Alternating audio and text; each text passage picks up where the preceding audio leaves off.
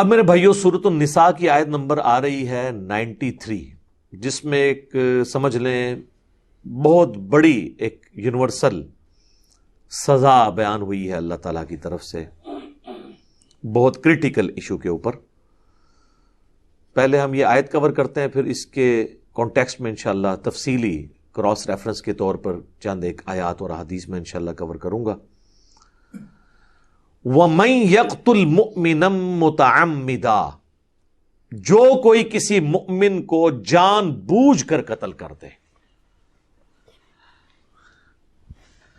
فَجَزَاؤُهُ جَہَنَّمْ، تو پھر اس کی سزا اور بدلہ تو اللہ کے ہاں ہے جہنم، خالداً فیہا، جس میں رہے گا وہ ہمیشہ ہمیش، وغضب اللہ علیہ، اور اس پہ اللہ کا غضب، ولعنہ، اور اللہ کی لعنت، وَأَعَدَّ لَهُ عَذَابًا عَظِيمًا، اور اس کے لیے اللہ نے بہت بڑا عذاب تیار کر رکھا ہے۔ کتنا گاڑا فتویٰ ہے، آپ ذرا الفاظ دیکھیں۔ جو کوئی کسی مؤمن کو جان بوجھ کر قتل کر دے، اس کی جزا ہے جہنم، اللہ کا غضب، اللہ کی لعنت، اور بہت بڑا عذاب۔ اور جہنم بھی الفاظ آیا خالدن، ہمیشہ کے لیے۔ اب یہ جو الفاظ ہے نا جی، ہمیشہ کی جہنم، اس کے اوپر پھر جو مفسرین ہیں، محدثین ہیں، فقہا ہیں، انہوں نے کافی تفصیلی گفتگو کی ہے کہ ایک مومن کو قتل کرنے کی سزا ہمیشہ کی جہنم قرآن کے تحت، اگر اس کا بالکل بین ہی وہ معنی لیا جائے تو یہ تو بڑا خطرناک معاملہ ہے۔ تو بعض لوگوں کا خیال ہے کہ یہ اس صورت میں جب کوئی شخص کسی مومن کے قتل کو حلال سمجھ کر کرے، اسے برا نہ سمجھ رہا ہو۔ ایک یہ ہے کہ غصے میں آیا، کر دیا، اس وقت بھی پتا تھا غلط کر رہا ہوں، بعد میں بھی احساس ہو گیا، یہ معاملہ پھر الگ ہے۔ ایک یہ ہے کہ اسے پتا بھی تھا اور اس نے کہا میں نے جائز کام کیا۔ حلال کو حرام سمجھنے والا عقیدے کے طور پر، اور حرام کو حلال سمجھنے والا عقیدے کے طور پر، تو وہ کفر ہے۔ بعض نے کہا کہ خالدن سے مراد ہے بہت لمبے عرصے کے لیے، گویا کہ ہمیشہ کے لیے جہنم۔ سر اگر 60 سال کی دنیا کی زندگی ہے، اس کے بدلے میں 60 سال ہی کسی کو جہنم میں جلایا جائے، تو آپ سمجھ لیں اس کے لیے تو ہمیشہ کی جہنم ہی ہو گئی نا۔ اور اگر 60,000 سال کے لیے، 60 لاکھ سال کے لیے، تو کوئی امیجن نہیں کر سکتا اس کو، تو گویا کہ ہمیشہ کی جہنم ہے۔ بار دونوں کیسز میں معاملہ بہت کریٹیکل ہے، معاملہ بہت سخت ہے۔ لیکن یہ آیت قرآن میں لکھی رہ گئی جی۔ صرف ہمارے ملک پاکستان میں آپ دیکھ لیں، پچھلے 30-40 سالوں میں مذہب کے نام کے اوپر، لسانیت کے نام کے اوپر، سیاست کے نام کے اوپر، ایک مسلمان نے دوسرے مسلمان کو کس لیول تک قتل کیا ہے۔ یہ سب سے بڑی آپ نمائندہ جماعت کراچی کے اندر، جنہوں نے ہزاروں مسلمانوں کو قتل کیا، قتل کرنے والا بھی مسلمان تھا، قتل ہونے والا بھی مسلمان، اور اس جماعت کی پش پنائی 2 ڈکٹیٹر کرتے رہے۔ ایک وہ ڈکٹیٹر جس نے وہ جماعت بنائی تھی پیپلز پارٹی کو ڈاؤن کرنے کے لیے، وہ تو مر گیا، اللہ کے پاس اپنا عذاب بھگت رہا ہوگا۔ اور دوسرا ڈکٹیٹر جس نے صرف اپنے پولیٹیکل گین کی خاطر، اپنی حکومت کو دوام دینے کی خاطر، اس مری ہوئی جماعت کو، جس کو 1996 میں جب بے نظیر بھٹو کی حکومت آئی تو کافی حد تک جو وزارت داخلہ تھی ہماری اس وقت نصیر اللہ بابر کے پاس، انہوں نے کافی حد تک اس کو ختم کر دیا۔ دوبارہ سے اس جماعت کو پولیٹیکل گینز کی خاطر دوسرے ڈکٹیٹر نے اٹھایا، اور پھر دوبارہ سے وہ معاملات کراچی کے خراب ہونا شروع ہوئے۔ وہ ڈکٹیٹر اپنی موت کا انتظار کر رہا ہے ایک لا علاج بیماری میں. یہ تو دنیا کا عذاب ہے جو بھگت رہا ہے. انشاءاللہ عنقریب آخرت کا عذاب بھی اس کے انتظار میں ہے, کیونکہ مسلمانوں کا قتل کوئی چھوٹی بات نہیں ہے. اور صرف یہ قتل نہیں, لال مسجد میں جو کچھ اس نے کیا اس کا عذاب بھی اس نے بھگتنا ہے. اور اتنا کریٹیکل ایشو ہے قتل والا, لوگ تو اسے ہلکا سمجھتے ہیں.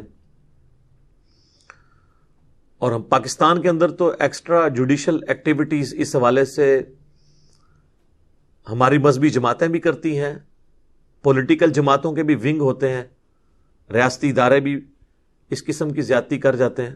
ہم سے بھی لوگ رابطہ کرتے ہیں, ہم تو سب کو مشورہ دیں گے. ان کا تعلق چاہے کسی ریاستی ادارے سے ہے, کسی مذہبی جماعت سے ہے, پولیٹیکل جماعت سے ہے, جب آپ کو کوئی اس طرح کی اسائنمنٹ دے کہ آپ نے کسی دوسرے مسلمان کو قتل کرنا ہے تو میرے بھائی اس سے الگ ہو جائیں, ورنہ یہ وعید آپ کے اوپر ہے. سورہ النساء آیت نمبر 93, وَمَن يَقْتُلْ مُؤْمِنًا مُتَعَمِّدًا فَجَزَاؤُهُ جَهَنَّمُ خَالِدًا فِيهَا, ہمیشہ کی جہنم ہے اور اللہ کا غضب ہے اور اللہ کی لعنت ہے اور اللہ نے بہت بڑا عذاب تیار کر رکھا ہے. پیچھے ہٹ جائیں. دنیا کی چند سالوں کی منفعت کی خاطر میں کہتا ہوں جی نوکری بھی کسی کی جاتی ہے جائے, پولیٹیکل ایفیلیشن یا مذہبی جماعت کے ساتھ ایفیلیشن بھی جاتی ہے تو جاتی رہے, کیا فرق پڑتا ہے؟ اللہ کے عذاب سے تو بچ جائیں گے نا. دنیاوی منفعت کی خاطر اتنا بڑا رسک آپ لے لیں. باقی رہ گیا ایکسٹرا جوڈیشل ایکٹیویٹی, وہ تو اسلام میں ویسے ہی حرام ہے. یہ کسی ریاستی ادارے کا کام نہیں ہے, یہ کسی مذہبی جماعت, کسی سیاسی جماعت کا کام نہیں ہے کہ وہ کسی کے قتل کا فتویٰ جاری کرے. ورنہ آپ دیکھ لیں کہ جو قتل کے فتوے دوسروں کے لیے جاری کرواتے تھے, آج وہی فتوے انہی کو ہانٹ کر رہے ہیں. مکافات عمل ہے, وہ واپس آ رہے ہیں ان کے اوپر. یہ صرف جوڈیشری کا کام ہے کہ وہ شواہد کی بنیاد کے اوپر فیصلہ کرے. اسلام میں اگر میرے باپ کا, میرے بیٹے کا قاتل بھی میرے سامنے آ جاتا ہے, میں اسے خود گولی نہیں مار سکتا. عدالت میں مقدمہ چلے گا, عدالت فیصلہ کرے گی. آپ قانون ہاتھ میں نہیں لے سکتے, ورنہ اگر آپ قانون ہاتھ میں لیں گے تو پھر یہ نہ ختم ہونے والا ایک سلسلہ شروع ہو جائے گا. پھر تو ہر کوئی اپنے مفادات کی خاطر کہے گا کہ جی اس نے فلاں کو قتل کیا تھا, پریمپٹیو رائٹ رکھتے ہوئے میں اس کو مارنا چاہ رہا ہوں, یہ کرنے والا تھا تو میں اسے مارنا چاہ رہا ہوں, میں حب الوطنی کے نام پہ اسے مارنا چاہ رہا ہوں, میں توہین مذہب کے الزام میں اسے مارنا چاہ رہا ہوں, جو آپ کے ملک میں ہو رہا ہے. اس کا تو نہ ختم ہونے والا سلسلہ شروع ہو جائے گا. اسی لیے سیدنا علی کا ایک قول بڑا مشہور ہے, تلقی بالقبول حاصل ہے اسے, کہ سیدنا علی کہتے ہیں کہ اگر قانون میں سکم کی وجہ سے 100 مجرم بھی چھوٹ جائیں یا 1000 مجرم بھی چھوٹ جائے تو یہ کوئی مسئلہ نہیں ہے. لیکن اگر ایک بے گناہ شخص قتل ہو جاتا ہے, پھانسی چڑھ جاتا ہے, تو یہ بڑا جرم ہے. تو یہ بے گناہ لوگ ہو جاتے ہیں نا, وہ کہتے ہیں نہیں جی وہ ہمیں پتا ہے کہ یہ کر رہا ہے. جب کورٹ میں جاتے ہیں کوئی چیز پروڈیوس نہیں کر سکتے. اور پھر ہم کہتے ہیں آج کے اس جدید دور میں جب آپ کسی کی فون کال ٹیپ کر کے ویڈیو بنا کے کتنے ایویڈنس اکٹھے کر سکتے ہیں, آج کل کوئی ایکسکیوز نہیں کوئی شخص کہ میرے پاس ایویڈنس نہیں تھا لہذا میں نے خود قانون ہاتھ میں لے کے فلاں شخص کو حب الوطنی کے نام کے اوپر, یا فلاں شخص کو غدار وطن کے نام کے اوپر, یا فلاں شخص کو میں نے توہین مذہب کے الزام پہ گستاخ رسول ڈکلیئر کر کے, گستاخ صحابہ, گستاخ اہل بیت, گستاخ اولیاء, سوائے اللہ کے گستاخ کے. ایک گستاخ اللہ کا لفظ سنے جے نہیں, یہ باقی سارے, چونکہ ہماری ایک سب کانٹیننٹ کا معاشرہ ہے اس قسم کا, تو اس قسم کے قتل و غارت کرنا منع ہے. اور یہ صرف مسلمان کے قتل کی بات نہیں ہے. سورہ المائدہ کی آیت نمبر 32 میں اللہ تعالیٰ نے جنرلائز کیا ہے, اور یہ جناب قرآن حکیم کا امتیاز ہے. اتنی بڑی یونیورسل کمانڈ قرآن میں آئی ہے سورۃ المائدہ کی آیت نمبر 32 کے اندر, جس میں کسی کافر اور مسلمان کا فرق نہیں, جنرل حکم ہے قتل ناحق کے بارے میں.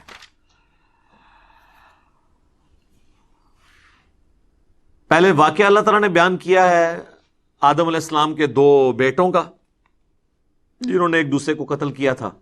ایک نے دوسرے کو، قابیل نے حابیل کو قتل کیا. قاتل جو تھا وہ قابیل تھا.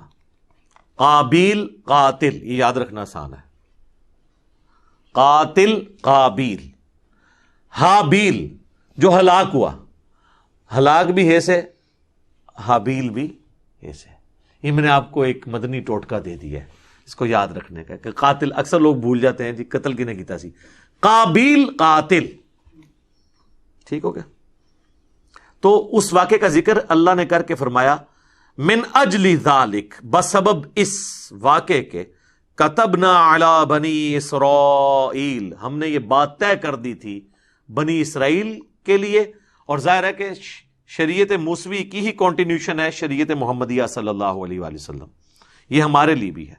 انہو من قتل نفسا بغیر نفس، یہ کہ اگر کسی نے قتل کر دیا کسی دوسرے کو، سوائے 2 استثناء، 2 ایکسیپشنز کے، کہ یا تو قتل کے بدلے قتل ہو رہا ہو، لیکن یہ بھی جوڈیشری کرے گی، آپ نے خود قانون ہاتھ میں نہیں لینا، وہ باقی جگہ موجود ہے سورہ بنی اسرائیل کے اندر کہ جو قاتل ہے اس سے بدلہ لینے کے لیے مقتول کی مدد کی جائے گی جوڈیشری کے ذریعے، وہ آپ نے خود نہیں کرنا.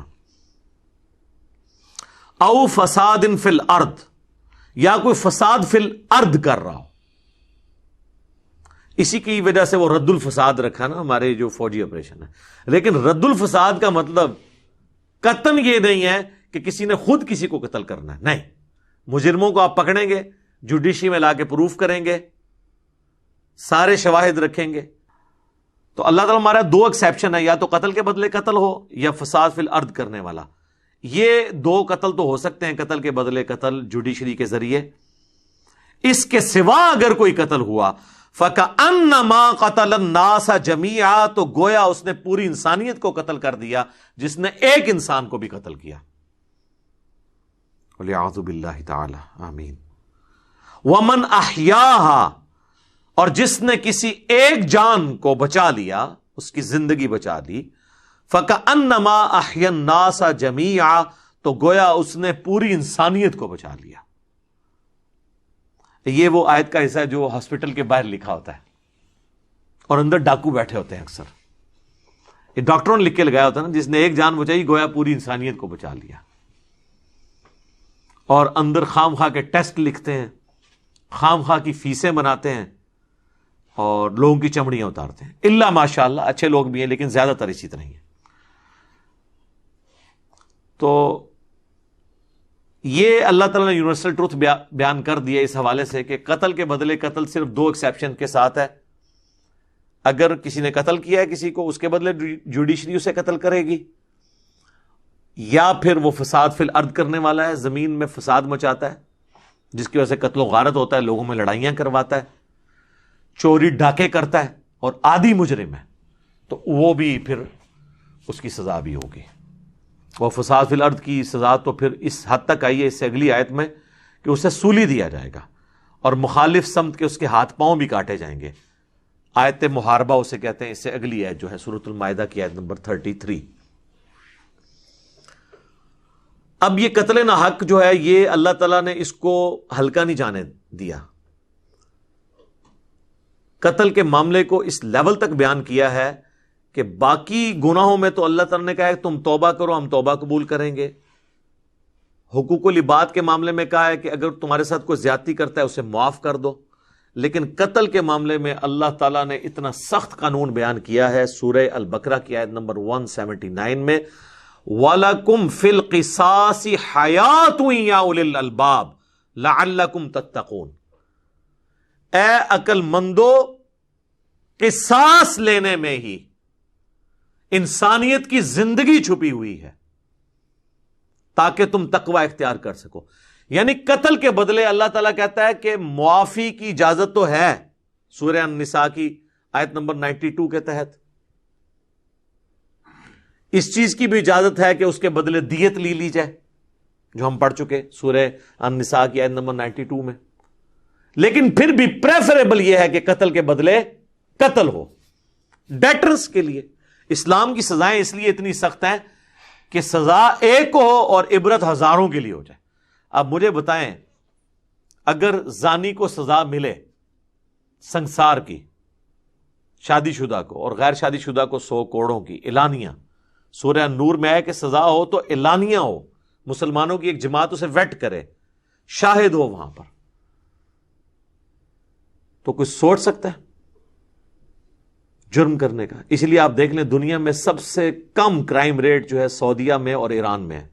وہاں پہ سزائیں دی جاتی ہیں اسلامی, سر عام قاتل کو قتل کیا جاتا ہے, جمعے کی نماز کے بعد باقاعدہ ڈکلیئر ہوتا ہے فلاں جگہ پہ, وہ گردن سب کے سامنے اتاری جاتی ہے.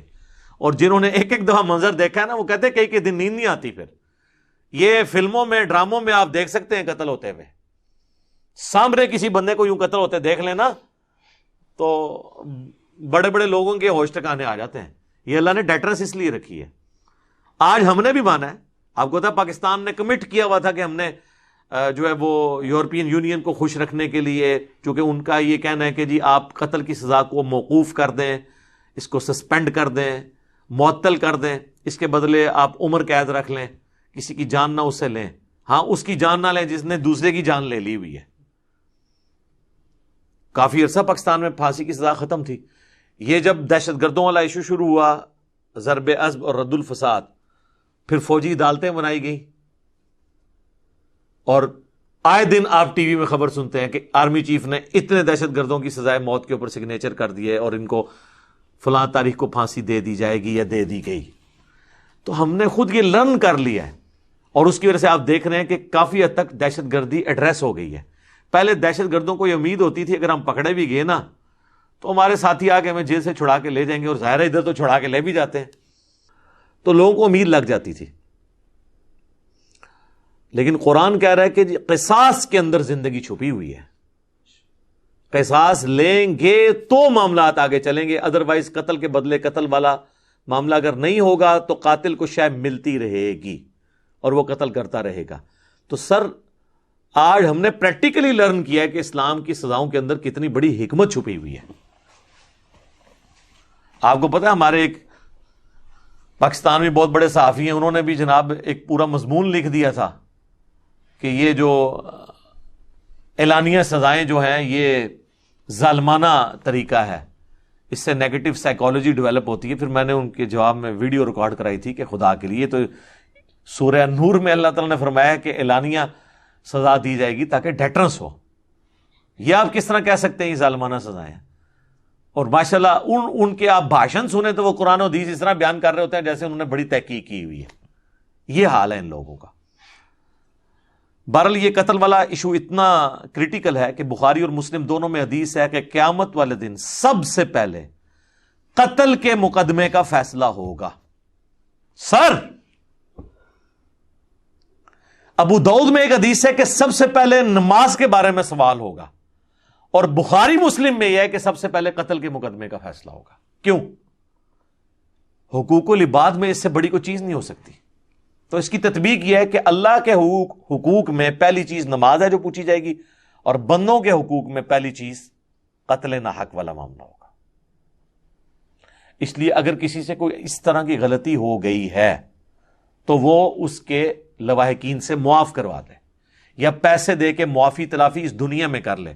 آخرت میں آپ سن چکے ہیں ہمیشہ کی جہنم ہے.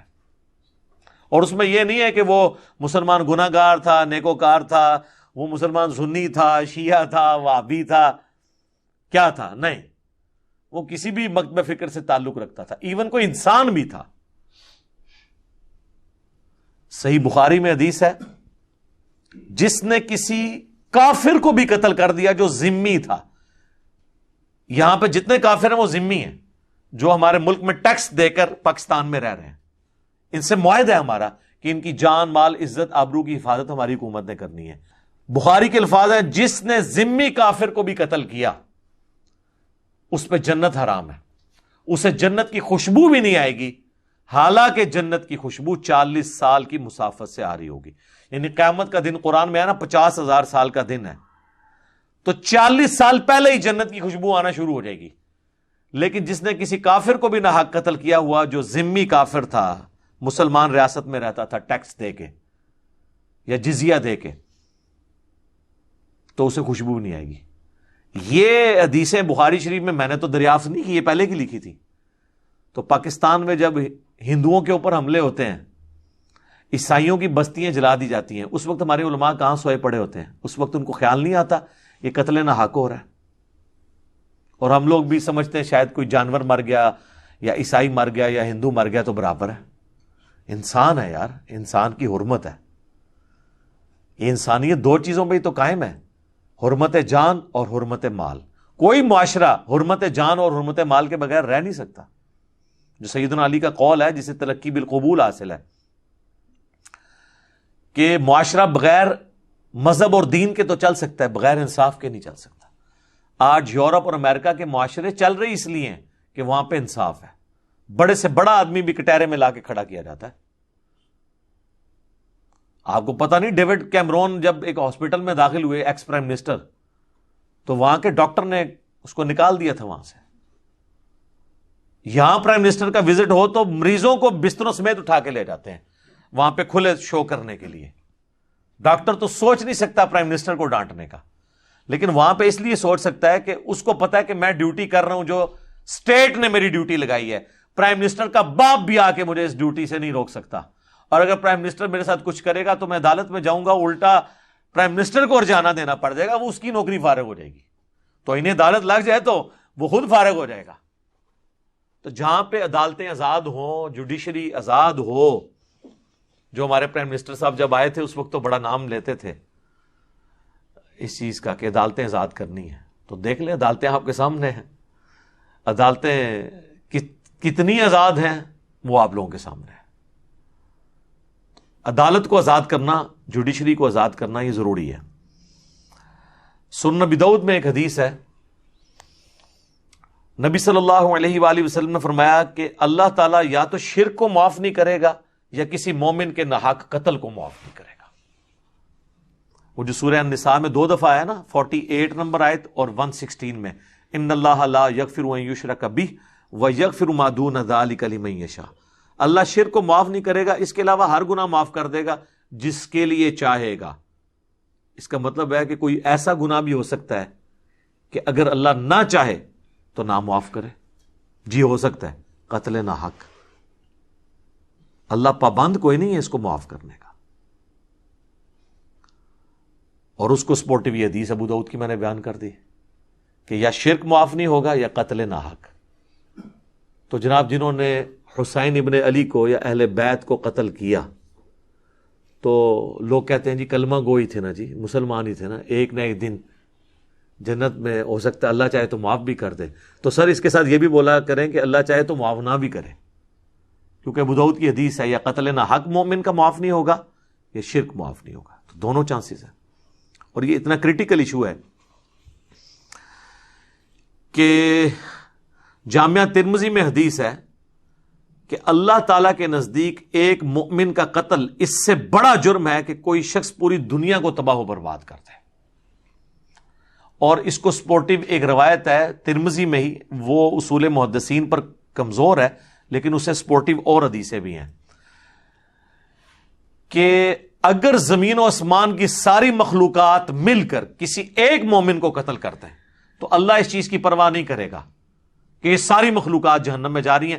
اللہ زمین و آسمان کی ساری مخلوقات کو جہنم میں پھینک دے گا ایک مومن کے قتل کے بدلے میں.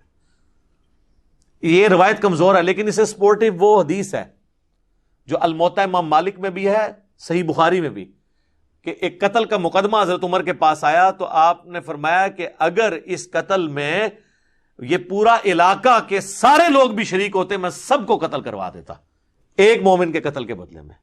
تو یہ حدیث ٹھیک ہے. بعض اوقات حدیث کی سند کمزور ہوتی ہے، متن اس کا درست ہوتا ہے. اس کو سپورٹو وہ حدیث بھی ہے جو جامعہ ترمذی میں بھی ہے، سنن ابن ماجہ میں بھی موقوفاً روایت اس کی ذرا مضبوط ہے کہ عبداللہ بن عمر بن عاص خانہ کعبہ کی طرف دیکھ کے کہتے ہیں کہ تیری خوشبو بڑی اچھی ہے لیکن ایک مومن کی حرمت اللہ کے نزدیک تجھ سے بھی بڑھ کر ہے.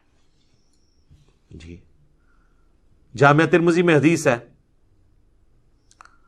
کہ سنن ابی داؤد میں بھی ہے، سنن ابن ماجہ نسائی میں بھی ہے کہ قیامت والے دن مقتول اپنے قاتل کو پیشانی کے بالوں سے پکڑ کر اس حال میں کہ اس کی اپنی رگوں سے خون بہ رہا ہوگا، وہ اپنے قاتل کو پیشانی کے بالوں سے گھسیٹتا ہوا اللہ کے عرش کے قریب پہنچ جائے گا. یعنی وہ اور کہے گا کہ اے اللہ مجھے آج انصاف دلا کہ اس نے مجھے کیوں قتل کیا. یعنی وہ مقتول کا اتنا حق ہے کہ وہ اپنے قاتل کو گھسیٹ کے لے جائے گا. اور اس کا ایک طریق جو سنن نسائی میں ہے اس میں آگے الفاظ ہیں، وہ صحابی کہتے ہیں کہ اے حکمرانوں، قتل پر ایک دوسرے کی معاونت مت کرو. یعنی خصوصاً حکمرانوں کو کہا گیا ہے، کیونکہ حکمران ہی اپنے وسیع تر مفادات کے اندر دوسرے لوگوں کو قتل کرواتے ہیں، ان کے پاس چونکہ اختیار ہوتا ہے. یہ کتنا کریٹیکل ایشو ہے. اس طرح کی کئی ایک حدیثیں ہیں جو یہاں پہ بیان کی جا سکتی ہیں. ایک اور حدیث جو بخاری اور مسلم دونوں میں موجود ہے، بڑی مشہور حدیث ہے، یوم النحر کا خطبہ. نبی صلی اللہ علیہ وآلہ وسلم نے 10 ذوالحجہ 10 ہجری یعنی آخری حج جو 9 ذوالحجہ کو ہوا، اس سے اگلے دن منا میں قربانی والے دن آپ نے خطبہ دیا. بڑا لمبا خطبہ ہے، اس میں الفاظ ہیں تمہاری جان، تمہاری مال، عزت، آبرو ایک مومن کی دوسرے کے لیے ویسے ہی حرام ہے، حرمت والی ہے، جس طرح کا آج کا یہ دن یوم النحر کا دن، یہ مہینہ ذوالحجہ کا اور یہ شہر مکہ، جس طرح ان تینوں چیزوں کی حرمت ہے اللہ کے نزدیک، اسی طریقے سے ایک مومن کی حرمت دوسرے کے اوپر اس حوالے سے ہے کہ وہ اس کی جان، مال، عزت، آبرو کے ساتھ کھلواڑ نہیں کر سکتا. کتنا کریٹیکل ایشو ہے. تو اسلام احترام جان، احترام مال دونوں کے حوالے سے بڑے سٹرکٹ قوانین اسلام کے اندر ہیں. اس لیے قتل ناحق کے حوالے سے اتنی سخت احادیث موجود ہیں. ایک اور حدیث بڑی مشہور ہے جو میں نے کئی ایک لیکچرز میں بیان کی، بخاری اور مسلم دونوں میں ہے، کہ سیدنا اسامہ ابن زید کہتے ہیں کہ ایک جنگ میں لڑائی کے دوران ایک کافر جب میری تلوار کے نیچے آیا اور اسے لگا کہ میں اسے قتل کر دوں گا تو اس نے کلمہ پڑھ دیا. میں نے پھر بھی اسے قتل کر دیا. ظاہر ہم بھی ہوتے تو یہی سمجھتے کہ ڈر کے کلمہ پڑھا اس نے، لیکن کہتے ہیں میرا ضمیر مجھے ملامت کر رہا تھا، گلٹ تھا میرے اندر. میں نے آپ صلی اللہ علیہ وآلہ وسلم کی خدمت میں آ کے عرض کیا، اللہ کے رسول، اس طرح ایک لڑائی کے دوران ایک کافر جب میری تلوار کے نیچے آیا تو اس نے کلمہ پڑھ دیا تو میں نے اسے قتل کر دیا. آپ نے فرمایا جب وہ کلمہ پڑھ رہا تھا پھر بھی تو نے اسے قتل کر دیا؟ تو انہوں نے عرض کیا یا رسول اللہ وہ ڈر کے کلمہ پڑھا تھا. ہائے ہائے. آپ نے فرمایا تو نے اس کا دل چیر لیا تھا. جان کی مان پاؤں تو عرض کروں، لوگ تو کہتے ہیں کہ بزرگ جو ہیں دلوں کا حال جان لیتے ہیں، اور پھر ہمیں وہ ایک پوری سٹوری بنائی ہوئی ہے کہ جی کم سے کم صحابی بھی جو ہے نا درجے والا، اس کے گھوڑے کے قدموں سے جو خاک اڑ کر گھوڑے کے نتنوں میں بیٹھتی ہے اس کو بھی کوئی غوث کتب ابدال جو انہوں نے اپنے ایک کہانیاں بنائی ہوئی ہیں کلندر نہیں پہنچ سکتا. تو جب اسامہ ابن زید جیسا جید صحابی وہ یہ کہہ رہا ہے، اس سے نبی علیہ السلام پوچھ رہے ہیں کہ کیا تو نے اس کا دل چیر لیا تھا، تو اس کو کہنا چاہیے یا رسول اللہ بالکل، جب میرے گھوڑے کے قدموں کی خاک کے برابر بھی جو لوگ نہیں ہیں وہ لوگوں کے دلوں کے حال جانتے ہیں تو میں تو پھر بہت بڑا بزرگ ہوں. اس زمانے سے کہانیاں نہیں سنائی ہیں جناب، نہ بنتی ہے نا، ادھر سب کہانیاں بنائی ہوئی انہوں نے. پھر نبی علیہ السلام نے فرمایا اسامہ تو کیا کرے گا جب وہ شخص کلمہ پڑھتا ہوا اللہ کے حضور تیرے خلاف مقدمہ قائم کر دے گا. اور یہ جو جملہ ہے نا اسامہ تو کیا کرے گا، یہ حضور رپیٹ کرتے رہے، اسامہ تو کیا کرے گا، اسامہ تو کیا کرے گا، اسامہ تو کیا کرے گا، حتیٰ کہ اسامہ ابن زید کہتے ہیں میری خواہش ہوئی کہ آج سے پہلے میں کافر ہوتا، آج ہی کلمہ پڑھ کے مسلمان ہوتا، کم از کم میرا یہ گناہ تو دھل جاتا کہ مجھ سے ایک قتل ناحق ہو گیا. اسی طریقے سے صحیح بخاری میں حدیث ہے، حضرت خالد بن ولید نے بھی اس طرح انجانے میں کچھ لوگوں کو قتل کر دیا. تو نبی علیہ السلام نے فرمایا کہ یا اللہ میں خالد کے اس عمل سے بری ہوں، میرا کوئی تعلق نہیں ہے، میں کوئی ذمہ داری اٹھانے کے لیے تیار نہیں ہوں. اچھا حضور علیہ السلام تو اپنے ساتھیوں کی ذمہ داری اٹھانے کے لیے تیار نہیں تھے اگر وہ غلط کام کریں. تے بھائی تسی کدھر جیڑا کہندے ہو کچھ بھی ہے تیرے محبوب کی امت سے ہے. Point to be noted. جو حضور کے ساتھی ہیں جنہوں نے حضور کے لیے قربانیاں دی ہیں, حضور تو کہہ رہے ہیں یا اللہ میں ان سے بھی بری ہوں اگر یہ غلط کام کریں. آپ کیا کہہ رہے ہیں؟ کچھ بھی ہے تیرے محبوب کی امت سے. یہ فرق ہے. یہ ہے کتابوں کا خدا, یہ ہے کتابوں کا رسول, اور ایک بابوں کا خدا اور بابوں کا رسول ہے. تو سر پہ فرق تو ہے نا. اس لیے تو ہم عرض کرتے ہیں کہ مرنے سے پہلے اے مسلمان کر لے اس پہ غور, کتابوں کا خدا اور ہے, بابوں کا خدا اور. اچھا اس کانٹیکسٹ میں میں ایک اور حدیث بیان کر دوں, بخاری اور مسلم دونوں میں ہے,